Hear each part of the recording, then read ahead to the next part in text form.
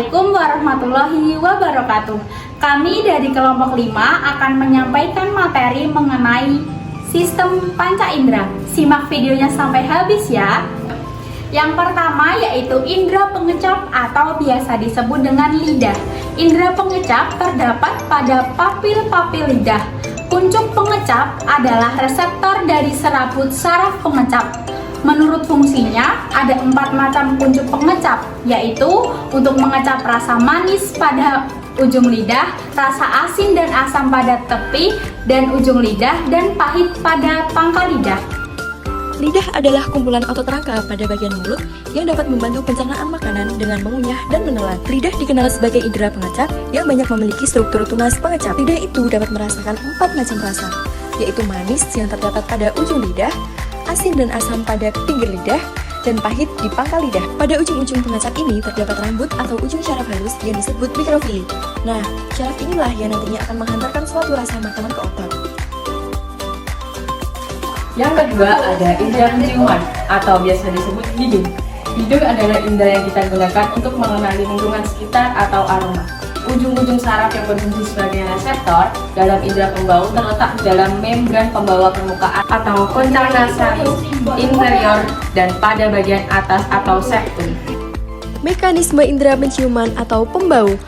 Proses penciuman ini dimulai dari masuknya udara yang mengandung senyawa kimia. Senyawa kimia yang dibawa itu kemudian akan berdifusi dan masuk ke dalam lendir yang ada di hidung. Lalu, senyawa kimia itu akan menempel pada sel kemoreseptor pada hidung. Dalam waktu yang cepat, senyawa kimia itu akan berikatan dengan reseptor spesifik pada membran plasma sel kemoreseptor. Pengikatan inilah yang menyebabkan terjadinya potensial aksi atau impuls yang dikirimkan oleh sel saraf menuju otak. Di otak, impuls ini akan diubah menjadi sensasi bau tertentu yang sudah dikenali.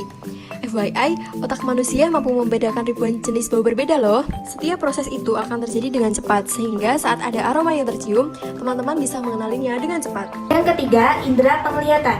Bagian-bagian indera penglihatan yaitu ada sklera, kornea, choroidea, iris, pupil, lensa, aqueous humor, vitreous humor, retina, fovea, badan silia, bintik buta, dan syaraf mata. Mekanisme indera penglihatan. Benda yang terkena cahaya akan dipantulkan masuk melalui lensa mata menuju retina. Bayangan benda jatuh tepat di bintik kuning retina.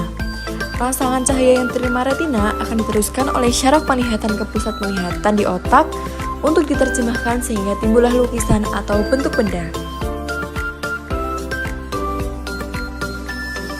Pendengaran, telinga memiliki 2 fungsi utama, yaitu membantu keseimbangan dan kemungkinan kita untuk mendengarkan suara. Telinga dibagi menjadi 3, ada telinga luar, telinga tengah, dan telinga dalam. Telinga luar berfungsi untuk mengumpulkan dan menguatkan suara yang ditransmisikan ke telinga tengah. Telinga luar disusun oleh auricula dan meatus acusticus externus.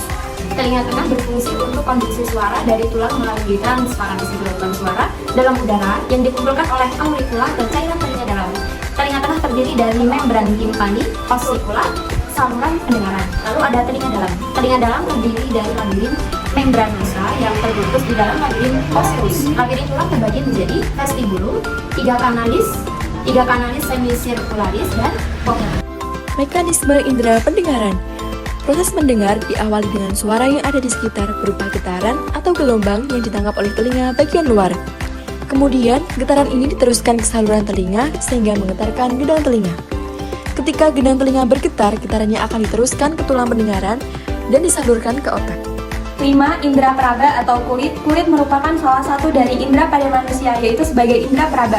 Mereka saling bekerja sama untuk melaksanakan sistem koordinasi yang membuat tubuh dapat berjalan dengan baik. Merasakan suhu, sentuhan ringan, tekanan, getaran, rasa sakit, dan sensasi lainnya adalah bagian dari indera peraba dan sekitarnya dikaitkan dengan reseptor yang berbeda di kulit. Kulit sebagai alat peraba memiliki banyak fungsi antara lain 1. Melindungi tubuh dari gangguan lingkungan, 2. Tempat penyimpanan lemak, 3. Tempat pembentukan vitamin D dengan bantuan sinar matahari, 4. Alat pengeluaran, 5. Membantu mengatur suhu dan mengendalikan hilangnya air.